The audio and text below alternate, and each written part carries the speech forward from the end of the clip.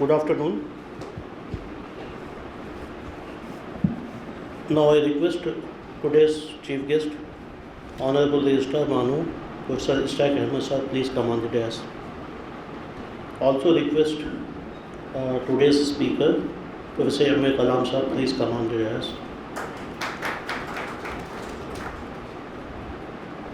I request Dr. Ziauddin sir, Associate Professor, Department of Sociology, please come on the dais.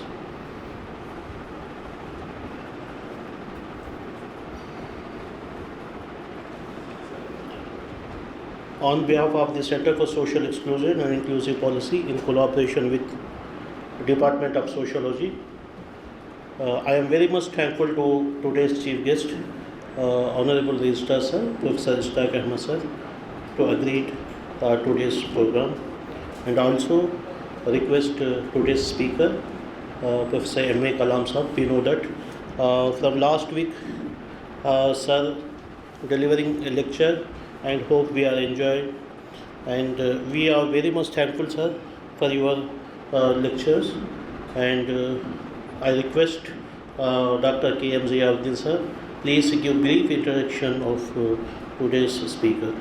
Thank you.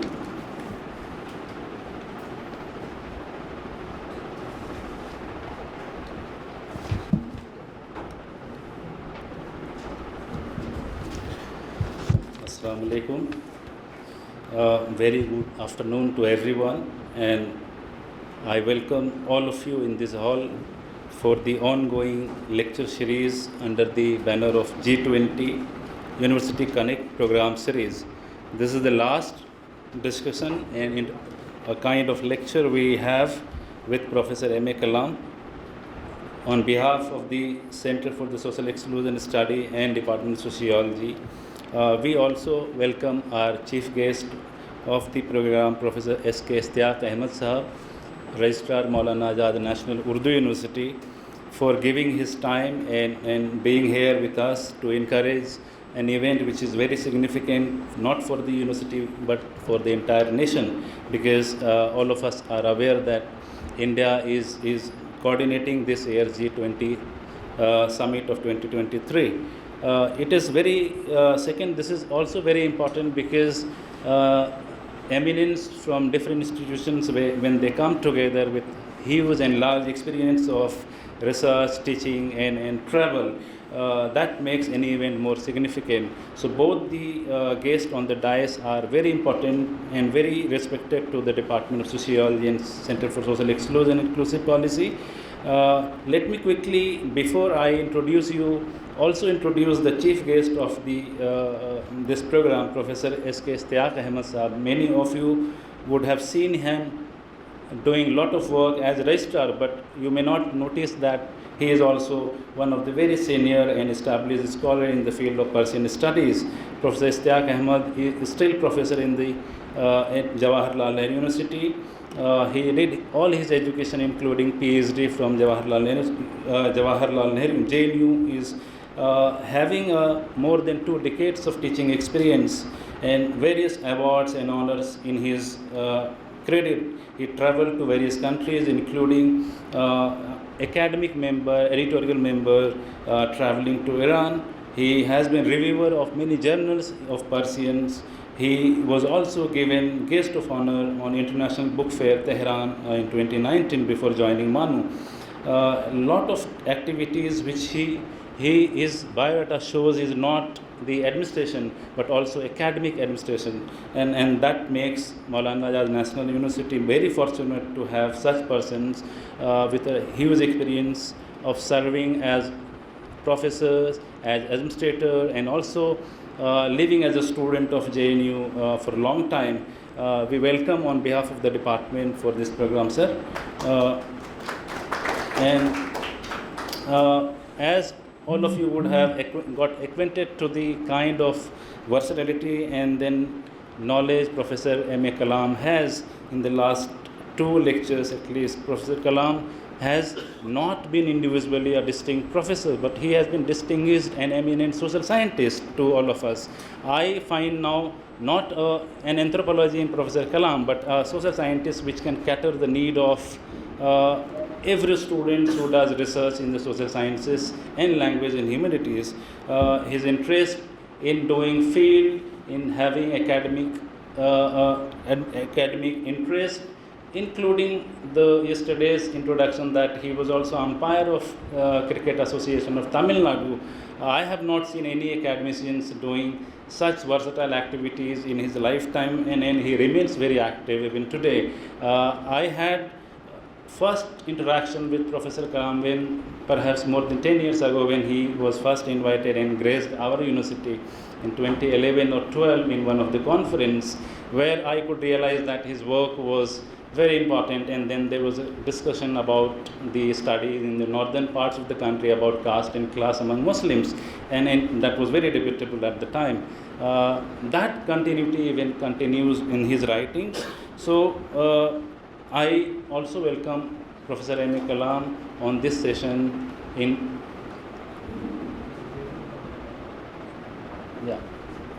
So that is very important.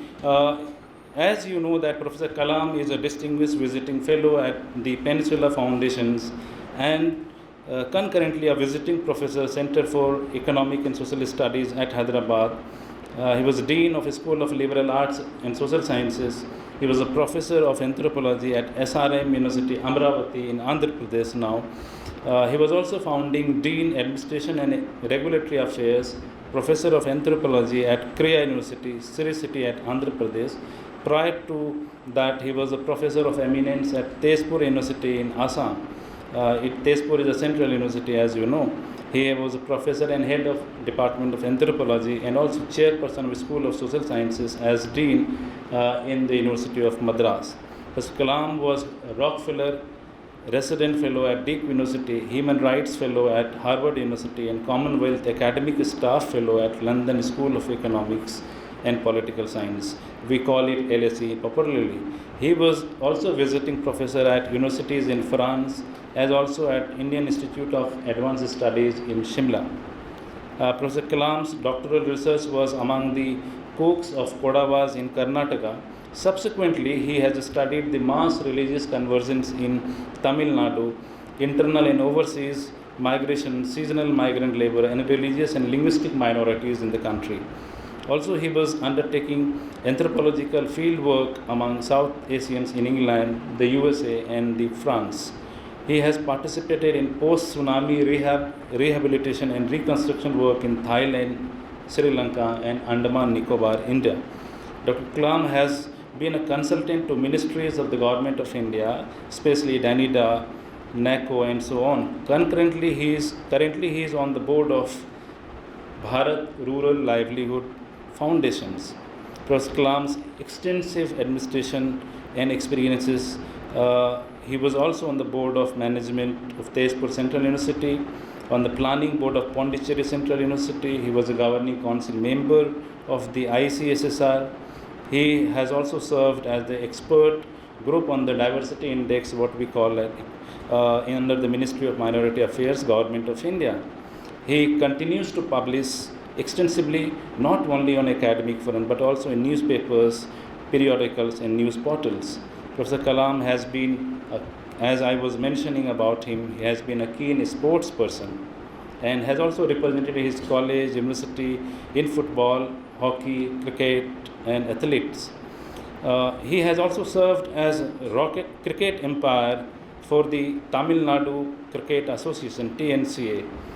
He was also president of Goyer Hall Students' Union in Delhi University. Many of you must not be familiar that Goyer Hall is one of the prestigious hall in Delhi University that people feel pride about it. I was also there for a few months and then left the hostel.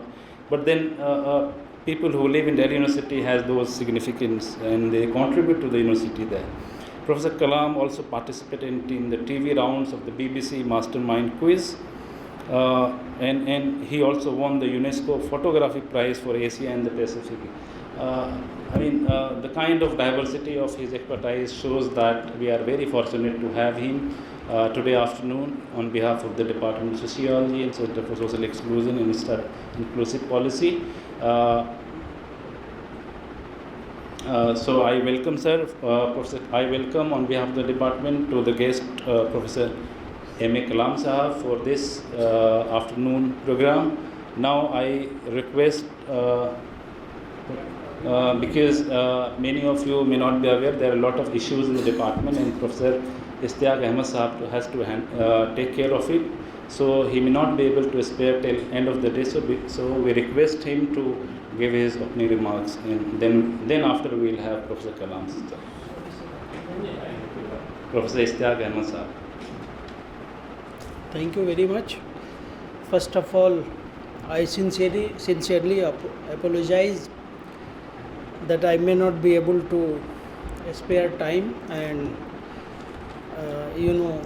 be benefited out of the lecture which is going to be delivered by Professor Kalam.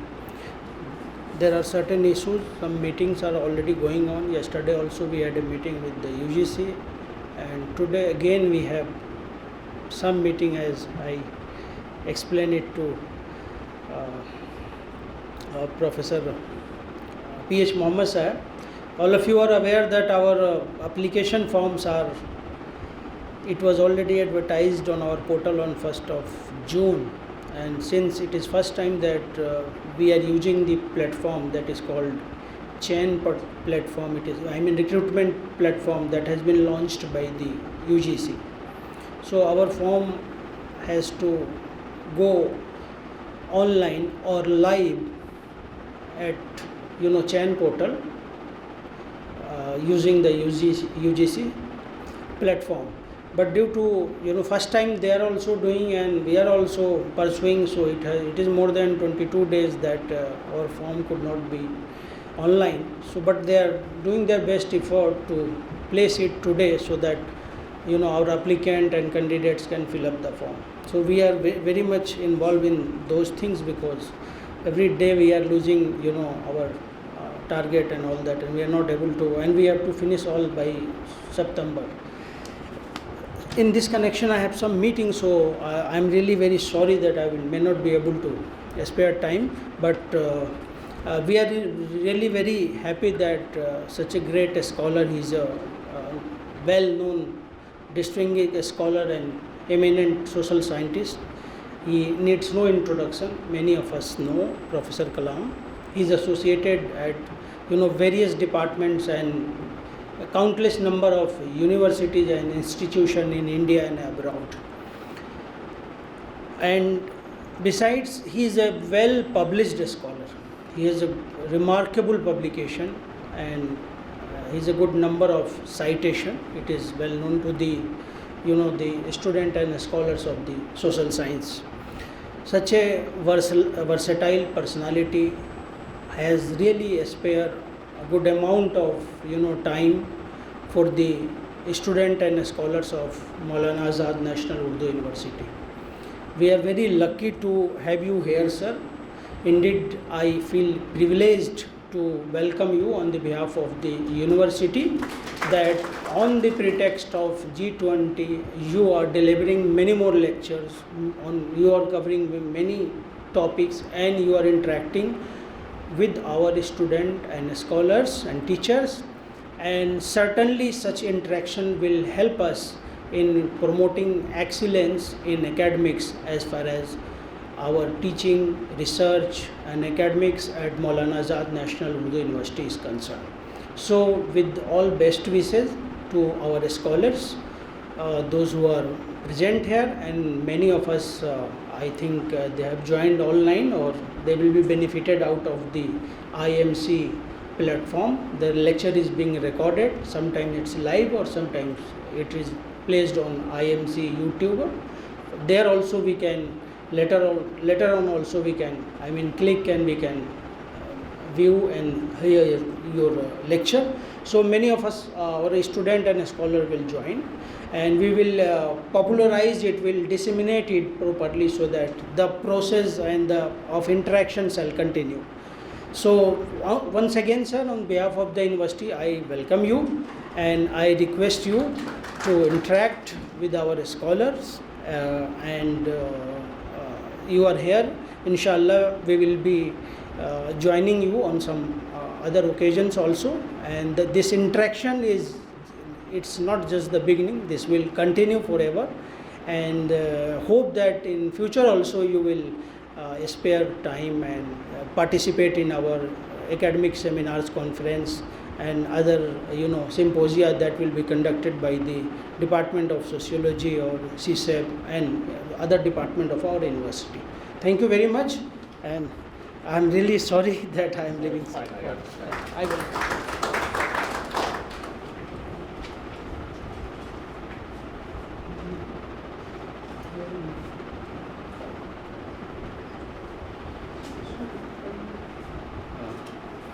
Thank you so much, sir. We are thankful to Professor S.K. Ahmed Sir for welcoming and being here.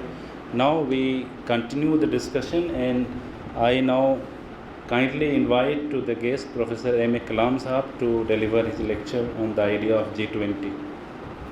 Kalam Sahab. They have to come back, I think, after seeing the registrar of. Yeah, they will join in.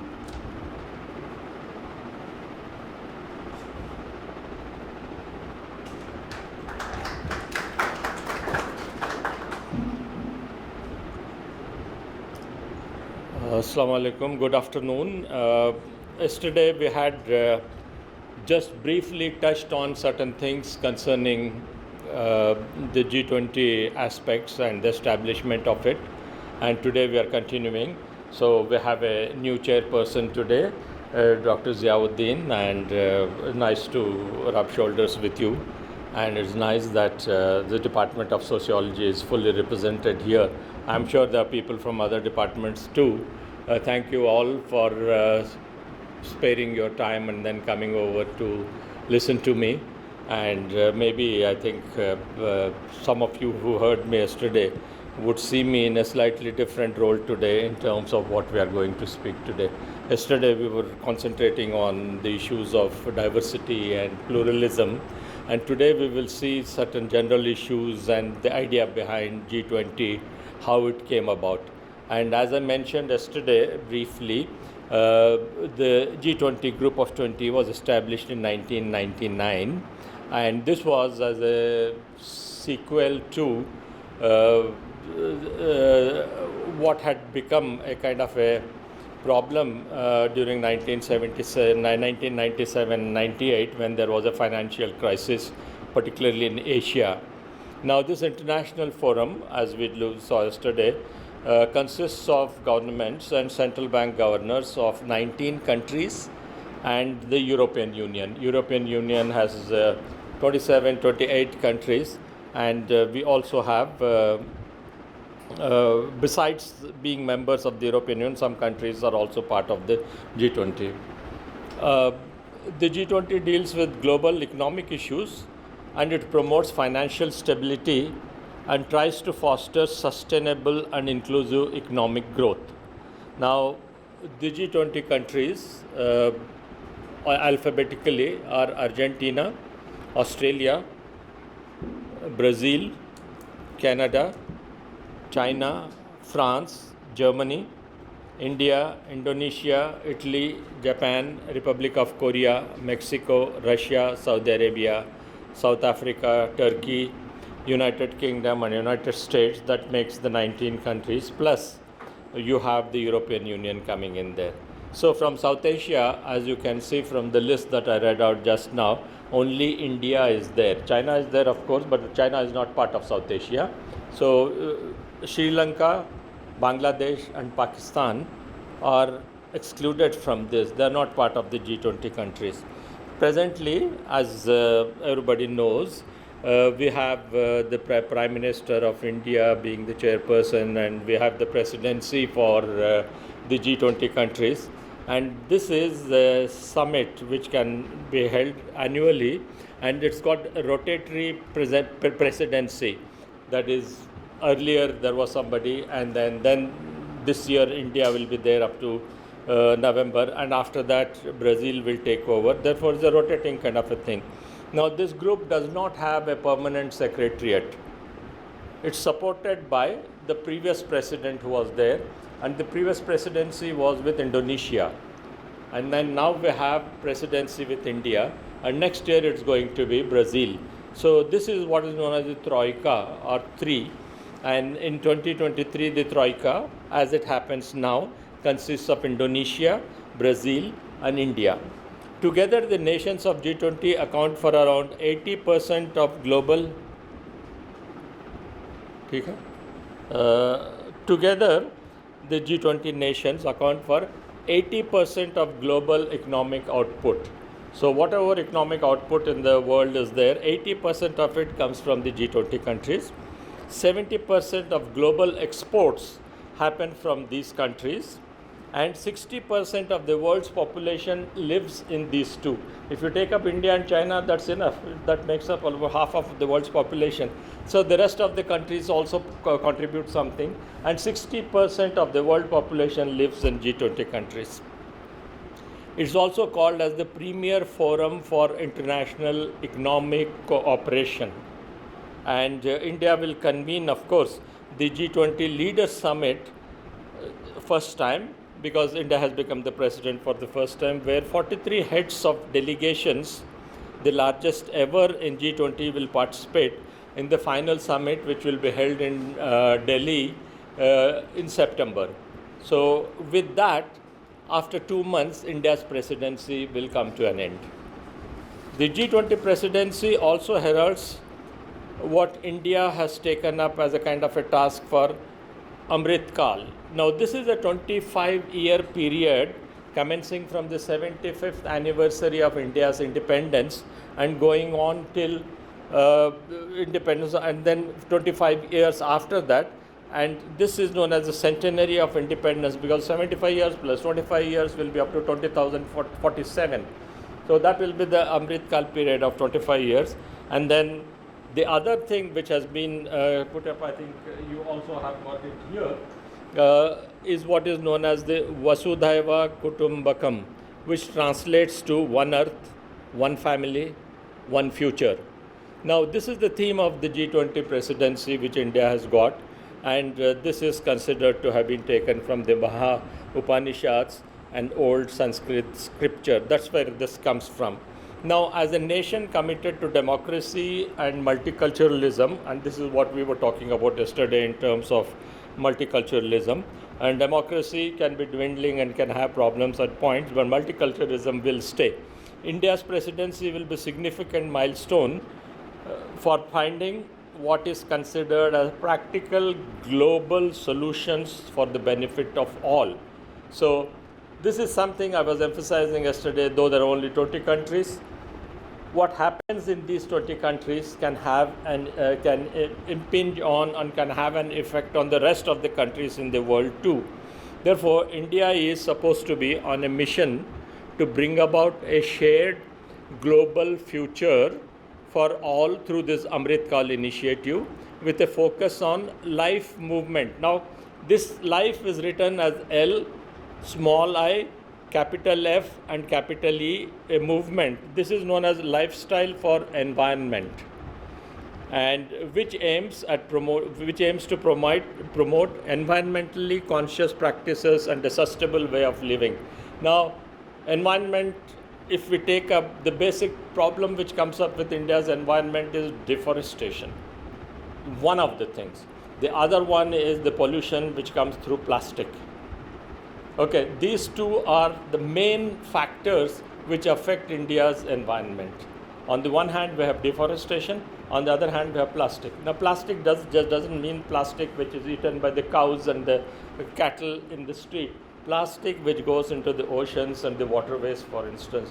That has been one of the major problems which not just India, most of the countries are not able to find a solution to it. And degraded, I mean the degrading, whether something is degradable or not, is a big issue. Therefore, most of the plastic which is there can last for thousands of years, and when it gets into the soil or water, it has devastating kind of effect on that. Now, the Prime Minister Narendra Modi, I will quote this, he says that India's G20 presidency will work to promote this universal sense of oneness, and he says, hence, our theme is one earth, one family, one future. This comes from a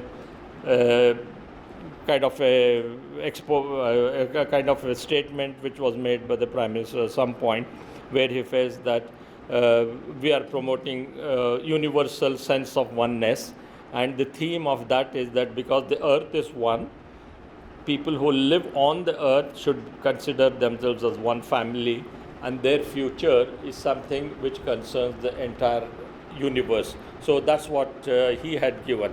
Now, on 1st of December 2022, as we discussed earlier, India assumed the presidency and took over from Indonesia and will hand over next year to Brazil. India began its presidency with a series of cultural initiatives. Now, people coming from different countries, even if you go to some places, I don't know how many of you have experience with NAC, for instance. If you are from one state, you cannot go for the NAC committee in the same state. You are sent to some other places. Okay, and therefore I was very happy to go. Sometimes they would consider me from Assam, sometimes they would consider me from Tamil Nadu, sometimes they would consider me from Andhra. Therefore, these states were taken out, and I was sent to places which I had not visited sometimes. Sometimes I visited the state capitals, but not these places. The idea is that you go to places where you do not have any stakes, or you can't manipulate things. Now, if someone wants to manipulate, they can manipulate anywhere. That's a different point altogether. But the idea is, whenever you go, wherever, people expose you to local cultures. And NAC committee, most of the time, the first evening or the second evening, the host, which is their college or university, also conducts cultural programs. So on those lines, and say for instance, the Prime Minister goes to Orissa, the tribals are made to dance. The Prime Minister goes to Nagaland, he will also wear something which one of the Naga group wears, and then he will dance with them. So the culture exposition does not end at the local level, college level or university level. This is happening at the highest level when people from heads of state or the other people from other countries also come here. And this is supposed to have been the cultural initiative called Jan Bhagidari activities. That's known as the Jan Bhagidari. Jan is for people. Bhagidari activities that people's share or whatever you take up. So the special University Connect event with 75 educational institutions from across the country was one of the initiatives. And then the other initiative under this Jan Bhagidari was to have 100 ASI Archaeological Survey of India monuments being lighted up for with the G-20 logo and colors. So this G-20 logo and colors was taken, and the 100 monuments under the Archaeological Survey of India were highlighted with this. So that's one of the cultural activities. Now the other cultural activity was showcasing of the G-20 at the Hornbill Festival. Does anybody know what is the Hornbill Festival? Where is it conducted? Hornbill is a bird, by the way. It's conducted in Nagaland every year from the 1st or 10th to December. 1st to 10th of December every year, Nagaland conducts officially the Hornbill Festival. Now, Hornbill Festival, yesterday I was referring to 16 officially recognized Naga groups which are there. So all the Naga groups, there is a village which is set up. While living in Assam for 4 years, I was fortunate to go to one of the Hornbill festivals. They have a separate village called the Kasama village, where all the Naga groups which are there and some of the groups which are not there also, they come up and put up their exhibitions, their huts, their culture, the weaving, the food habits and the other things, and everything which concerns the different Naga groups are exposed or put up as a kind of an exposure during the Hornbill Festival, and it's been going on for years. And every year the same dates are done, and this is considered one of the important things under the cultural thing where the Hornbill Festival was held. And let me share certain things with you about the Hornbill Festival. The food which is eaten by different Naga groups, everything that they eat or whatever the practices are there in terms of not just food, all practices are there. And one of the delicacies which is served there is dog meat. And Nagaland is famous for this. And sometimes they also have different colored dogs and say that the taste of different black dog is different from that of the other dog. Okay, so officially, openly, you can have all the food which is exposed. And me and my wife were there for about 5-6 days of the 10-day festival. We didn't see even a single stray dog anywhere in Kohima, the capital, or the other places. No stray dogs in Nagaland. Sometimes you will find that they have got their pets. Pets is different. And like you have pets at home, for instance, like chicken or a goat or a lamb, when guests come, what do? You slaughter them. Therefore, similar things can happen in other places also. So that is one. And the second thing is, those 4 or 5 days that we were there, we didn't see any bird flying. Anything that flies, anything that walks, anything which is available, including pythons and cobras, is eaten as food, and that's part of the culture. Therefore, no need to criticize or feel bad or anything about it. The way you eat your lamb or beef, or you eat your mutton or whatever, or chicken, they have their own food. Okay, that's fine. That's India. Okay, diversity. So now the other thing which happened as part of the Jan Bhagidari activities was, how many of you know Sudarshan Patnaik? Has anybody heard the name Sudarshan Patnaik? Chapandi. He's a sand artist. He's known as a sand artist, and he puts up exhibitions on different places. So along with the G20 logo, Sudarshan Patnaik in Orissa, in the Puri beach, he had also exhibited certain things. So this is part of the cultural activities. So various other events, youth activities, cultural performances, site excursions, sites and traditions of respective cities and venues are all planned throughout the presidency of India for the G20. We started half an hour late, so how much of time do I have? I think I have taken only 15 minutes now, 14 minutes. So is there any restriction? Somebody has any compulsions to go and visit somebody, or somebody visiting you, or any compulsions? How long do you go? Huh? Another 20 minutes. Thank you, President, sir. So we will go up to 4:35. That is, it's 4:15 now. So I will try to summarize some of these things, because the longish paper that I have prepared doesn't matter. As the largest democracy in the world and the fastest growing economy in the universe, India's G20 presidency will play a crucial role in building upon the significant achievements of the previous 17 presidencies. So 17 years, other groups, other people have been presidents, and Indonesia was 17. India is the 18th one, and Brazil will be the 19th one. So there are two main tracks within the G20. One is known as the finance track, and the finance track comprises of the finance ministers and central bank of the respective countries' governors, and the second one is known as the Sherpa track. Okay, the finance track is mainly led by the Ministry of Finance, and these working groups meet regularly throughout the term of each presidency. The Sherpas are supposed to be overseeing negotiations over the course of the year, discussing agenda items for the summit, and coordinating the substantive work of G20s. These Sherpas are responsible for overseeing the negotiations that occur throughout the year, deliberating on the agenda for the summit, and coordinating the substantive work of the G20s. Both these tracks, the Sherpa track and the finance track, have got working groups within them. So those are sub means smaller kind of a thing, and they address specific themes with representatives from relevant parties. Now, in addition, there are also what are known as engagement groups. Besides the finance and the Sherpa one, there are what are known as engagement groups, and these engagement groups together are comprised of the civil societies, parliamentarians, think tanks, women, youth, labor, businesses, and researchers of the G20 countries. So this is the third part which is there, besides the finance and Sherpa one.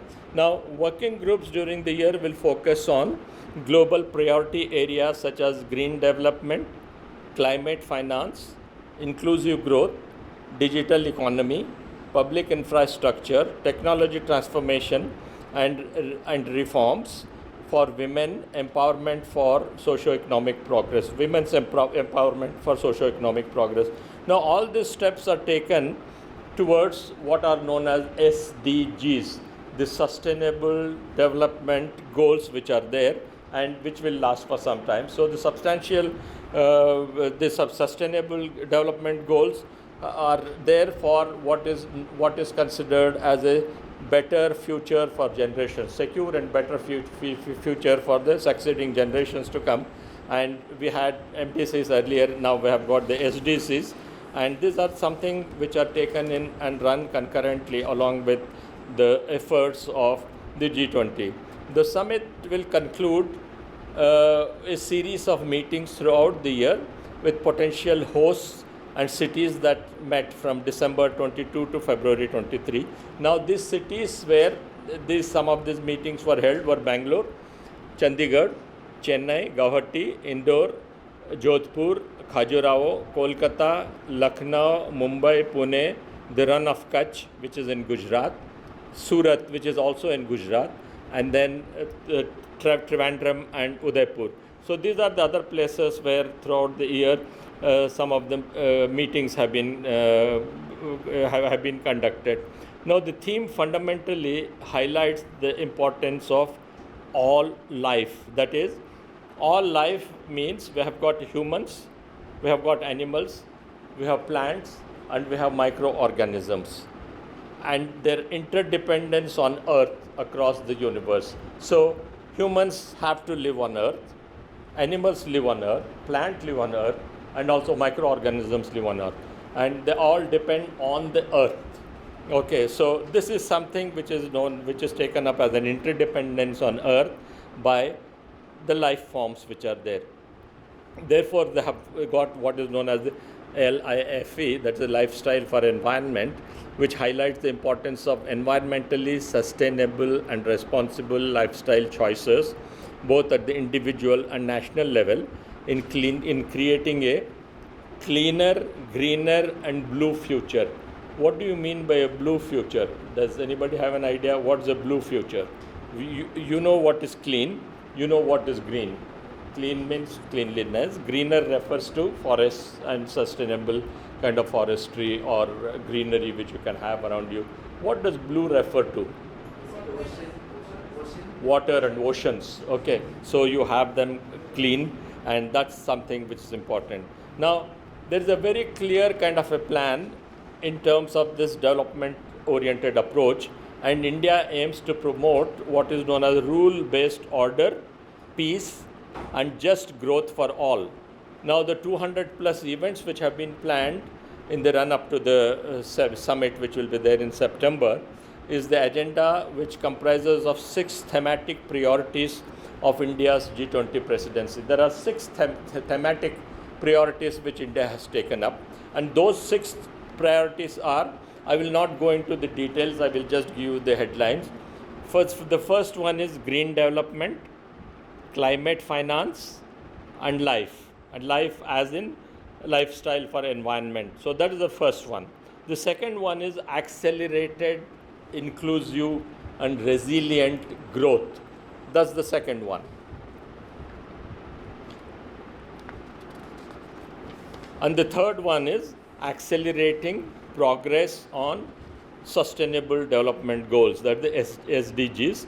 Now here it's considered to be a recommitment to achieving the targets set out in 2030 agenda for sustainable development, with a particular focus on addressing the impact of COVID-19 pandemic, how it has affected, and also considered as the sustainable development which is there.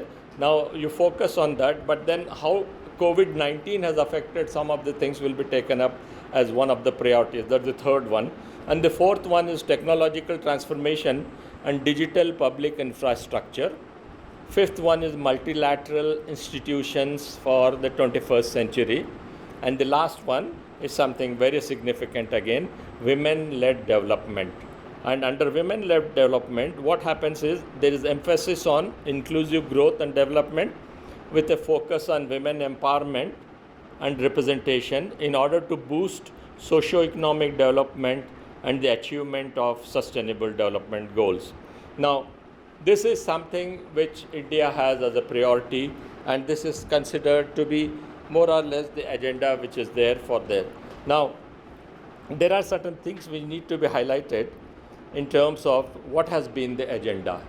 Now, the agenda has been that G20 initially focused on broad macroeconomic policy, but it has expanded its ambit. The 2018 summit in Argentina focused on fair and sustainable development, while the previous summit in Germany drilled down on issues including corruption, money laundering, and international tax havens. Now, all democracies, irrespective of whether the democracy is functioning properly in that country or not, some of the issues have been very crucial to them. One has been, of course, the broad macroeconomic policy, and this second part is something which happened, in a previous summit in Germany, which includes issues concerning corruption, money laundering, and international tax havens. Now, these are important because they affect the economies of countries.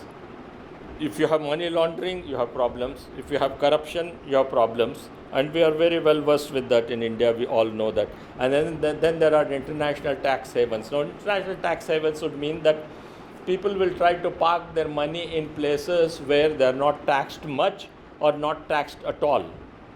Okay, the other tax haven where you don't want to openly have it could be, this is my way of looking at it, keeping money in certain banks where you don't get an interest. You have to give a negative interest in order to protect your money. For instance, people know about the Swiss banks, and it has been in news for a very long time. What happens in those places is that suppose you keep $1,000, you don't get any interest on that. For maintaining an account, you may have to give some interest to them. So these are ways in which countries' macroeconomic policies can get affected because of the fact that you have got corruption, you have got money laundering, and then you have international tax havens. One simple example of money laundering could be that you earn in one place, but because the state taxes you there, you transfer the money to some other kind of a place. So that's one of the things. The other thing which happens in a different way is what is known as the hawala thing, where money is not sent through the banking channels, but informal transactions can take place. I can give an example. It happens to most of the people who have relatives going to the Gulf. Suppose there is the next person who goes to the Gulf.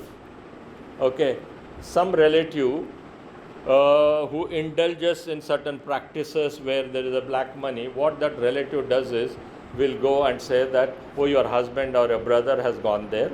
He will be sending you money. Instead of he sending you money, he can send it to our account, that is one cousin or brother or sister's account, and we will take that money and give you cash, sometimes more cash than what is sent.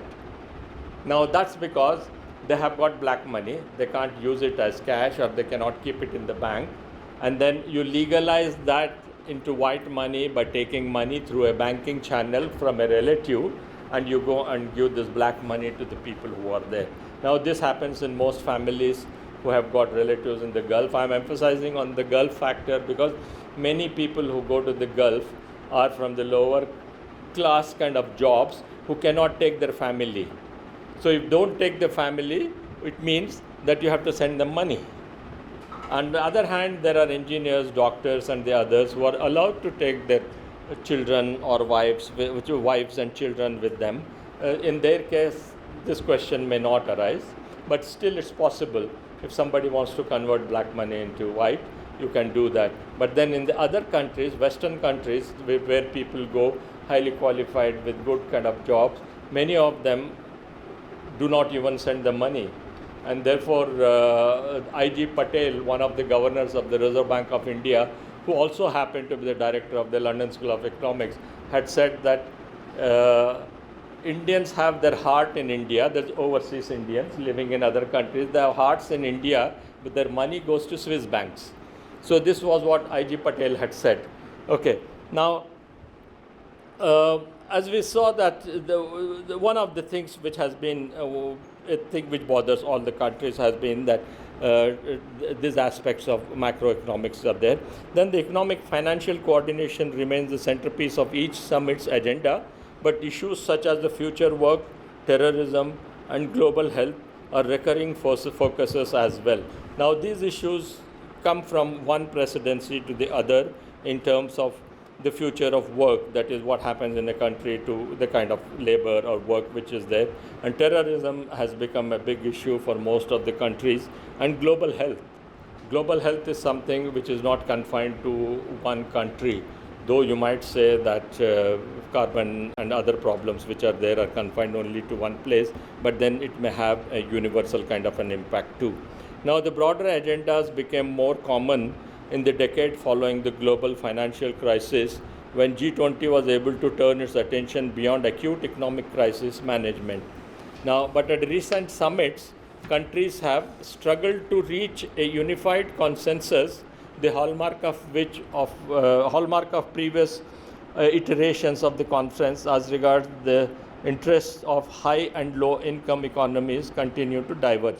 Now, if you look at the countries in the world, there are some high-income countries and there are some low-income countries. Sometimes you used to also have a middle kind of a thing, which is not there. Sometimes we talk about high and low. Now, the interests of the high-income countries are different from the interests of the lower-income countries.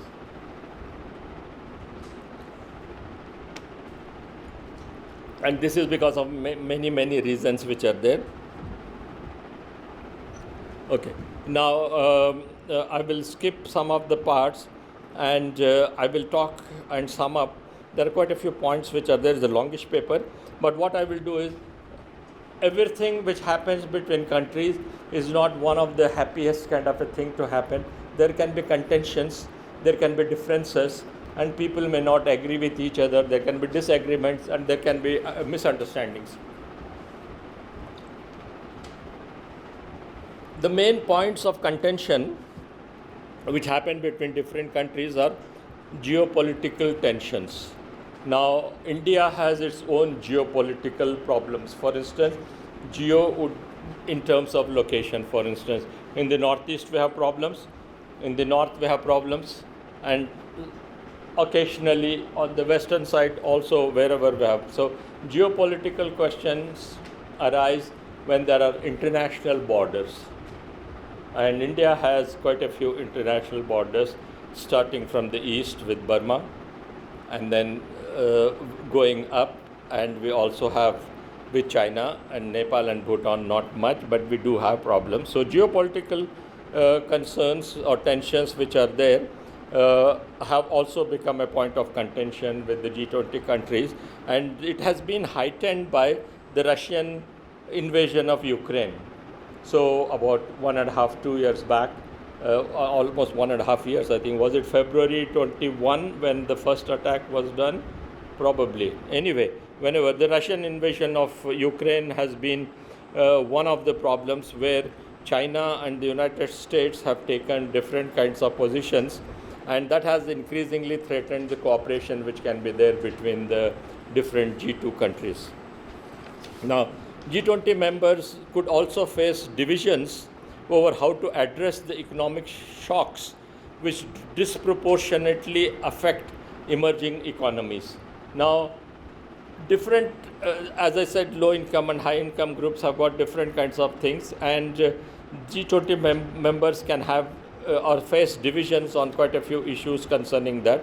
Then the other one is also something which bothers everybody, that is the energy crisis which came up as a result of the Russia-Ukraine war, where there have been places where there is energy crisis, food scarcity, soaring energy prices, as well as inflationary pressures that have endangered a stronger US dollar at the expense of depreciating currencies in emerging countries, emerging economies. Now, what has happened is, as a result of the Ukraine war, some of the countries which are there in Europe have also got affected.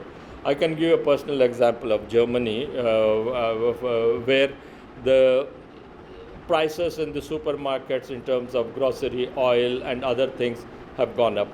Gas has become a problem, and quite a few other issues have happened, and this has affected quite a few places, and I mean quite a few countries, not just Germany, but many other places. And this is because they're all part of, Russia is also part of G20, United States are part of G20, France, Germany. There can be tensions because of that. Now, the groups, no, I will skip some of these things. And one of the measures followed is strict export controls, and now restricted China's ability to buy certain things, certain chips made anywhere in the world with US inputs. Now, this has been a problem between the United States and China, where China wants chips, chips which go into your electronics, and USA has got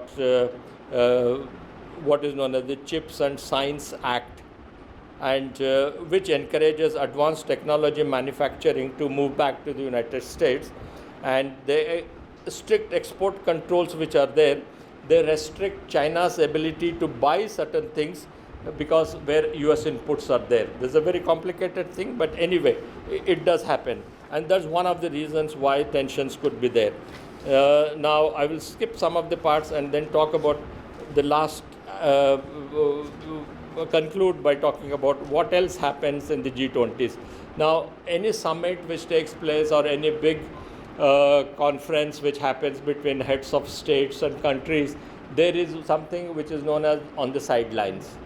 Now, there are main events which happen, and sometimes two leaders from two countries, for instance, Prime Minister of India and the Prime Minister of one of the neighboring countries, or President of one of the neighboring countries, can have a smaller kind of a meeting, which is not part of the main agenda, but it does take place. So those are known as what is known as the sideline summits.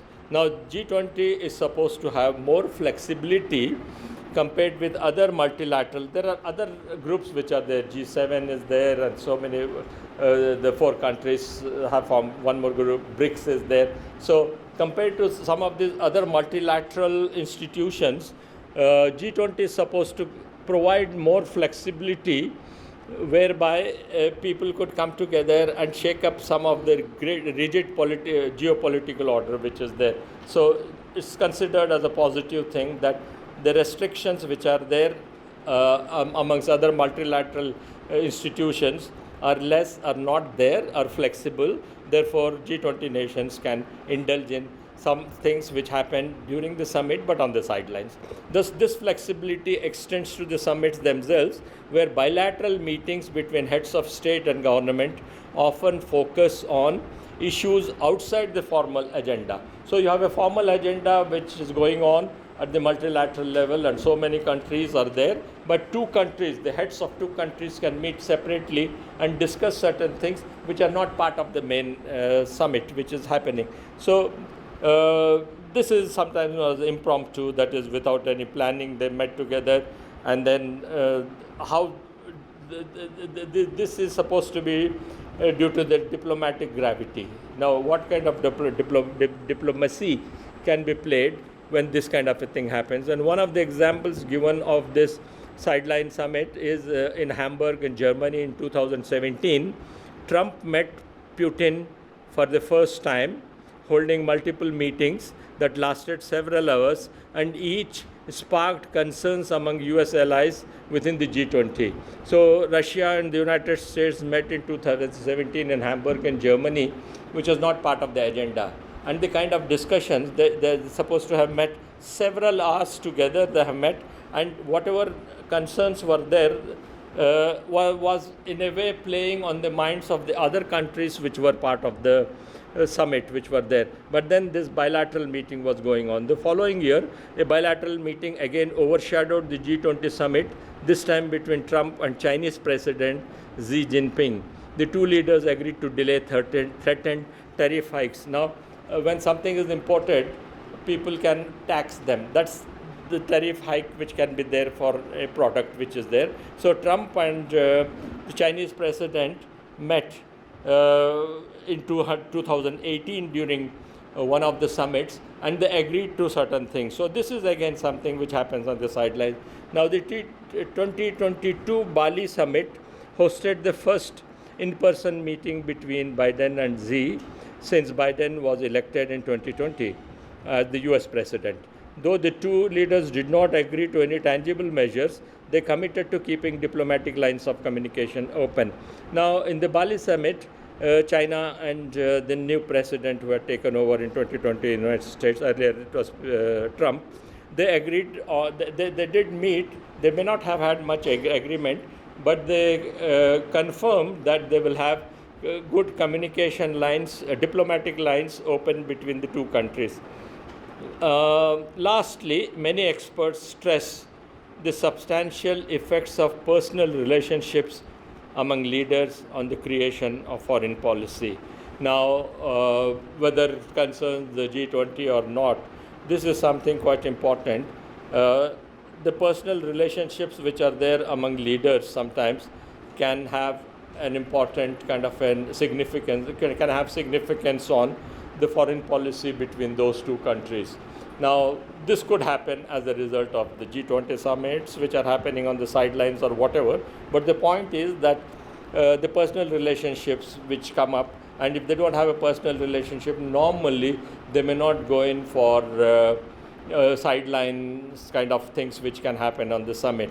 And there have been places where Indian Prime Minister or Pakistani Prime Ministers have been there, and they would have planned to have something on the sidelines, but sometimes it didn't come up because the personal relationship probably was not there between them. Therefore, this can happen. So I will end with that. With the permission of head and director in charge, now I would like to give a top thanks.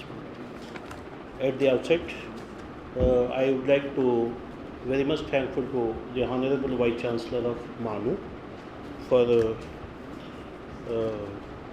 his consent and constant encouragement in our academic endeavor. We are thankful to our registrar, Professor Ishtiaq Ahmed sir, today's chief guest. Due to some unavoidable reason, sir went back. I am very much thankful to the Honorable Registrar, Professor Ishtiaq Ahmed sir, to agree to today's chair. I am also very much thankful to M.A. Kalam Sahab. He is an eminent social scientist and has been giving continuous lectures from last week. I hope we enjoyed, and very much discussion also going on. And sir, I am very much thankful to you, sir, and hope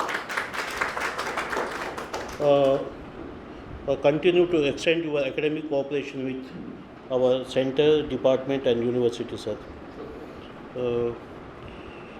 I am very much thankful to Dr. K.M. Ziauddin, Associate Professor, Department of Sociology, for coordinating today's program.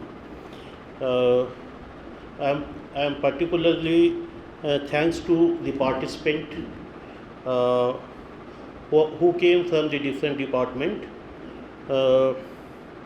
and I thanks the IMC team for constant support and help for every program. Last but not least, the Department of Sociology and Center for the Social Exclusion and Inclusive Policy, thanks each and everybody. Thank you very much.